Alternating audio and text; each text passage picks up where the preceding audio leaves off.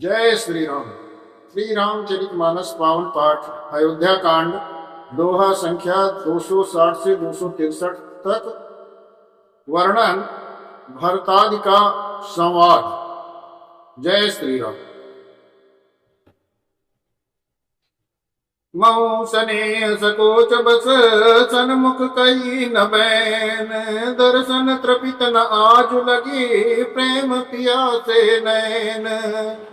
मैंने भी प्रेम और संकोच बस कभी सामने मुंह नहीं खोला।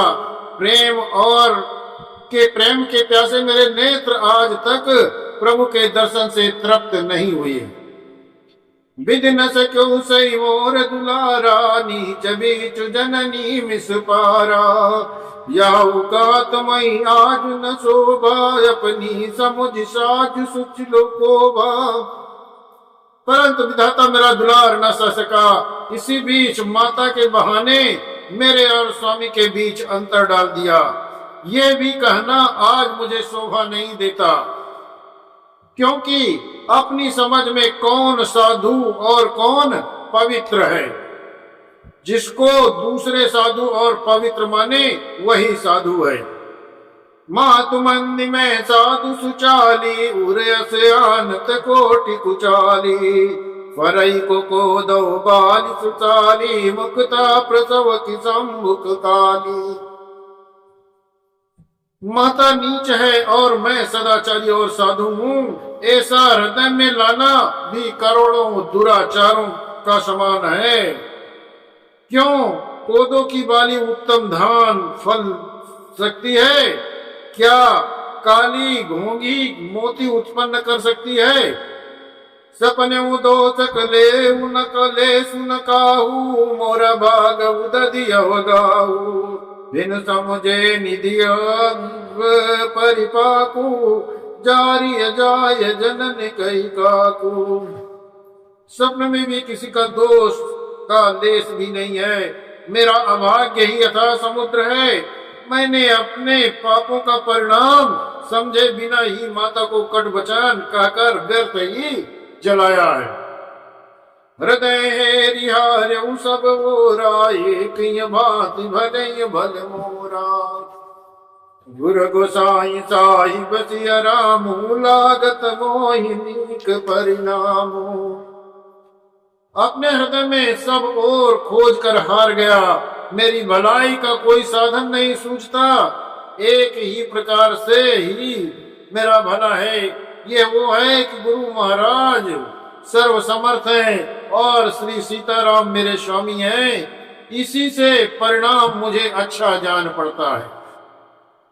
साधु सभा दूर प्रभु निकट, कहु सुथल सति भाऊ। प्रेम प्रपंच की झूठ पुर, जानिय मुनि रघुराव। साधुओं की सभा में गुरु जी और स्वामी जी के समीप इस पवित्र तीर्थ स्थान में मैं सत्य भाव से कहता हूँ, यह प्रेम है या प्रपंच छल कपट है, झूठ है या सच है, इसे सर्वज्ञ मुनि वशिष्ठ और अंतर्यामी प्रभु रामचंद्र ही जानते हैं। भूपति मरण प्रेम पनुरागी, जननी कुमति जगत सबु साकी। देखी न जाहि बिकल महतारी, जरई कुसाजर पुर नर नारी। प्रेम के प्रण को निभा कर महाराज पिताजी का मरना और माता की कुबुद्धि दोनों का सारा संसार साक्षी है। माताएं व्याकुल हैं, वे देखी नहीं जाती। अवधपुरी में नर नारी दुसा ताप से जल रहे हैं। मही सकल अनरत कर मूला, सो सुनि समुझ सही सब सूला। सुनि बन गवन कीन रघुनाथा, कर मुनि बेत लखन सिय साथा। बिनु पानहीन पयादी पाए, शंकर साखी रहु यही गाये। बहुरि निहारि निषाद सनेहु, पुलिस कठिन उर भयहु न देहु। मैं ही सारे अनर्थों का मूल है, ये सुन और समझकर मैं सब दुख सहाय श्री रघुनाथ जी, लक्ष्मण और सीता जी के साथ मुनियों का सा वेश धारण कर बिना जूते पहने पांव प्यादे पैदल ही वन को चले गए। ये सुनकर शंकर जी साक्षी हैं, इस घाव से भी मैं जीता रह गया। ये सुनते ही मेरे प्राण नहीं निकल गए। फिर निषाद राज का प्रेम देखकर भी इस वज्र से भी कठोर हृदय में छेद नहीं हुआ, ये फटा नहीं। अब सब आखिन देख आई, जियत जीव जड़ सबई सहाई। जिनहि निरखि मग सापिन बीछी, तजई भीषम भिसुतामस पीछी। अब यहाँ आकर सब आंखों देख लिया, ये जड़ जीव जीता रहा कर सभी सहावेगा। जिसको देखकर रास्ते की सांपनी और बीछी भी अपने भयानक विष और तीव्र क्रोध को त्याग देती हैं। तेई रघुनंदन लखन सिया, अनैत लागी न जाई। तासु तनय तज दुसा दुख, दैव सहावै गाई। वही रघुनंदन लक्ष्मण और सीता जी, जिसको सत्य जान पड़े, उस कैकेयी के पुत्र मुझको छोड़कर दैव दुसा दुख और किसे सहावेगा। सुनियति विकल भरत बरबानी, आहरति प्रीत विनय नय सानी। शोक मगन सब सभा कबारू, मनौ कमल बन पर तुषारू। अत्यंत व्याकुल तथा दुख और प्रेम और विनय से नीत से सनी हुई भरत जी की श्रेष्ठ वाणी सुनकर सब लोग शोक में मग्न हो गए।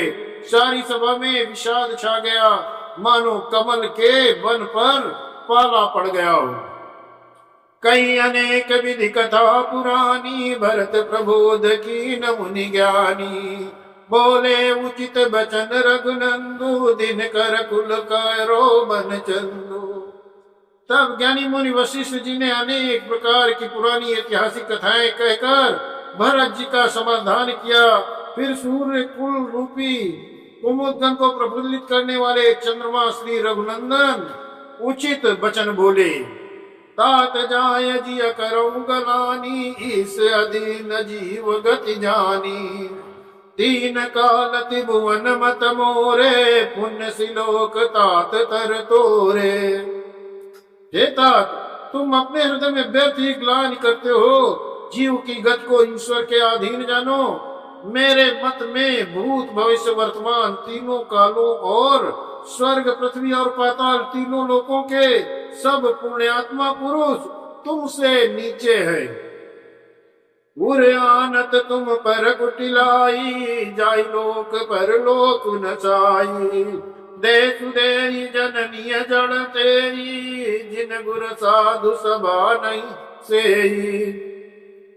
हृदय में तुम पर कुटिलता का आरोप करने से यह लोक, यहाँ के सुख और यश बिगड़ जाता है और परलोक भी उस व्यक्ति का नष्ट हो जाता है।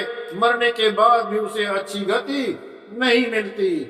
माता कैकेयी को तो वे ही मूर्ख दोष देते हैं जिन्होंने गुरु और साधुओं की सभा का सेवन नहीं किया।